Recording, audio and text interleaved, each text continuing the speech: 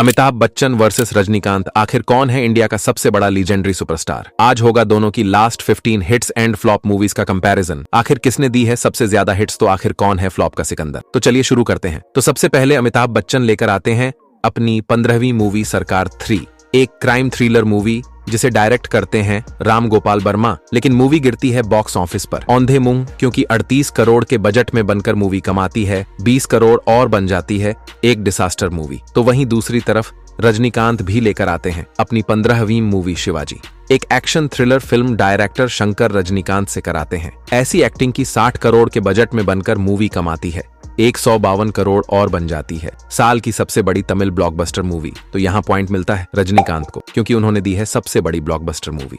और अमिताभ बच्चन लाते हैं अपनी 14वीं मूवी 102 नोट आउट, एक कॉमेडी ड्रामा फिल्म जिसमें ऋषि कपूर के साथ मिलकर दिखाते हैं ऐसा कमाल कि 35 करोड़ के बजट में बनकर मूवी कमाती है 85 करोड़ और बन जाती है एक हिट मूवी। तो वहीं रजनीकांत भी लाते हैं अपनी 14वीं मूवी कुसैलन, एक फैमिली कॉमेडी ड्रामा फिल्म लाकर सोचते हैं कि इस बार भी होगा बॉक्स ऑफिस पर बवाल। लेकिन मूवी का जो जाता है पोपट, क्योंकि 65 करोड़ के भारी बजट में बनकर मूवी कमाती है 10 करोड़ और बन जाती है एक डिसास्टर मूवी। तो यहाँ एक पॉइंट ले जाते हैं अमिताभ बच्चन, क्योंकि रजनीकांत ने तो दे डाली है सबसे बड़ी डिसास्टर मूवी। और अमिताभ बच्चन लेकर आते हैं अपनी 13वीं movie Thugs of Hindustan, Aamir Khan के साथ साथ खुद भी ले लेते हैं फ्लॉप धब्बा, क्योंकि 300 करोड़ के भारी बजट में बनकर भी मूवी कमाती है सिर्फ 250 करोड़ और बन जाती है एक डिसास्टर मूवी। तो वहीं रजनीकांत भी लेकर आते हैं अपनी 13वीं मूवी रोबोट, एक बार फिर से डायरेक्टर शंकर के साथ मिलकर बॉक्स ऑफिस पर मचा डालते हैं धूम, क्योंकि 130 करोड़ के बजट में बनती है मूवी और कमा डालती है 290 करोड़ और बन जाती है एक बड़ी ब्लॉकबस्टर मूवी। तो यहाँ पॉइंट ले जाते हैं रजनीकांत, क्योंकि उन्होंने दी है सबसे बड़ी ब्लॉकबस्टर मूवी। लेकिन फिर अमिताभ बच्चन की आती है 12वीं मूवी बदला, एक क्राइम थ्रिलर फिल्म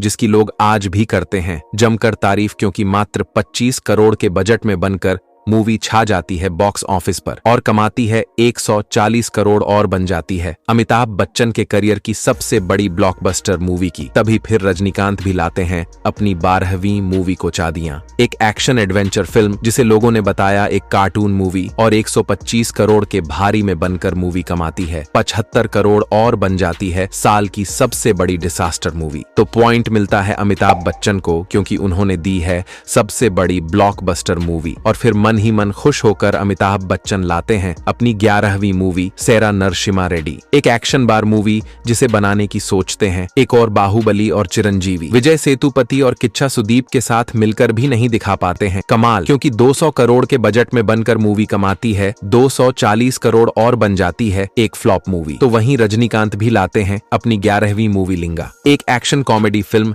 जिसमें सोनाक्षी सिन्हा और अनुष्का शेट्टी के साथ मिलकर भी नहीं दिखा पाते हैं कमाल, क्योंकि 100 करोड़ के बजट में बनकर मूवी कमाती है 155 करोड़ और रह जाती है एक एवरेज मूवी। तो यहाँ एक पॉइंट मिलता है रजनीकांत को, क्योंकि उन्होंने खाया है कम लॉस। और फिर तभी अमिताभ बच्चन की आती है 10वीं मूवी गुलाबो सिताओ, एक कॉमेडी ड्रामा फिल्म जो होती है OTT पर रिलीज और होती है वहां एक हिट मूवी। तो वहीं दूसरी तरफ रजनीकांत की भी आती है 10वीं मूवी कबाली, एक एक्शन थ्रिलर फिल्म जिसने दिखाते हैं अपनी एक्टिंग और स्वैग का ऐसा जलवा की उड़ा देते हैं बॉक्स ऑफिस के फ्यूज, क्योंकि 100 करोड़ के बजट में बनकर मूवी कमा डालती है 290 करोड़ और बन जाती है एक ब्लॉकबस्टर मूवी। तो यहाँ एक पॉइंट ले जाते हैं रजनीकांत, क्योंकि उन्होंने दी है सबसे बड़ी ब्लॉकबस्टर मूवी। कि तभी फिर अमिताभ बच्चन लेकर आते हैं अपनी 9वीं मूवी चेहरे, एक मिस्ट्री थ्रिलर फिल्म जिसमें इमरान हाशमी के साथ मिलकर दिखाते हैं अपनी एक्टिंग का जलवा। लेकिन मूवी का हो जाता है सत्यानाश, क्योंकि 25 करोड़ के बजट में बनकर मूवी कमाती है सिर्फ 10 करोड़ और बन जाती एक सबसे बड़ी डिसास्टर मूवी। तो वहीं रजनीकांत भी लेकर आते हैं अपनी 9वीं मूवी काला, नाना पाटेकर के साथ मिलकर बनाते हैं एक प्योर एक्शन थ्रिलर फिल्म जिसके उड़ जाते हैं तोते, क्योंकि 140 करोड़ के बजट में बनकर मूवी कमाती है 160 करोड़ और बन जाती है एक फ्लॉप मूवी। तो यहाँ पॉइंट मिलता है रजनीकांत को, क्योंकि उन्होंने खाया है कम लॉस। और फिर गुस्से ही गुस्से अमिताभ बच्चन लेकर आते हैं अपनी 8वीं मूवी झुंड, एक स्पोर्ट ड्रामा फिल्म जिसमें करने की सोचते हैं नया, लेकिन लोगों को आती है ये कम पसंद, क्योंकि 22 करोड़ के बजट में बनकर मूवी कमाती है सिर्फ 3 करोड़ और बन जाती है सबसे बड़ी डिसास्टर मूवी। और फिर तभी रजनीकांत भी लेकर आते हैं अपनी 8वीं मूवी 2.0, डायरेक्टर शंकर के साथ मिलकर बनाते लाते हैं रोबोट का सिक्वल पूरे 400 करोड़ में, लेकिन मूवी कमाती है 600 करोड़ और बन जाती है एक हिट मूवी। तो यहाँ पॉइंट मिलता है रजनीकांत को, क्योंकि उन्होंने दी है हिट मूवी। और फिर अमिताभ बच्चन की आती है 7वीं मूवी रनवे 34। अजय देवगन के साथ लाते हैं, मिलकर सोचते हैं कि इस बार होगा बॉक्स ऑफिस पर धमाल, लेकिन 80 करोड़ के बजट में बनकर मूवी कमाती है 70 करोड़ और बन जाती है एक और डिसास्टर मूवी। तो वहीं दूसरी तरफ रजनीकांत की भी आती है 7वीं मूवी पेट्टा। डायरेक्टर कार्तिक सुबराज के साथ मिलकर लाते हैं इस एक्शन ड्रामा फिल्म को, जिसका बजट होता है 160 करोड़ और कमाती है 230 करोड़ और बन जाती है एक हिट मूवी। तो पॉइंट मिलता है रजनीकांत को, क्योंकि अमिताभ बच्चन ने तो दे डाली है एक डिसास्टर मूवी कि तभी फिर अमिताभ बच्चन लाते हैं अपनी छठी मूवी ब्रह्मास्त्र, एक एक्शन फैंटेसी फिल्म जिसमें बड़ी स्टार कास्ट के साथ मिलकर बॉलीवुड में करने की सोचते हैं, कुछ नया और बनाते हैं मूवी को पूरे 350 करोड़ में, और ये कमाती है 450 करोड़ और बन जाती है एक हिट मूवी। तो वहीं रजनीकांत की भी आती है छठी मूवी दरबार। डायरेक्टर मुरुगदास और बॉलीवुड के अन्ना सुनील शेट्टी के साथ करने की सोचते हैं बड़ा धमाका, लेकिन इसका हो जाता है पोपट, क्योंकि 200 करोड़ के बजट में बनकर मूवी कमा पाती है सिर्फ 220 करोड़ और बन जाती है एक फ्लॉप मूवी। तो यहाँ एक पॉइंट ले जाते हैं अमिताभ बच्चन, क्योंकि उन्होंने दी है एक हिट मूवी।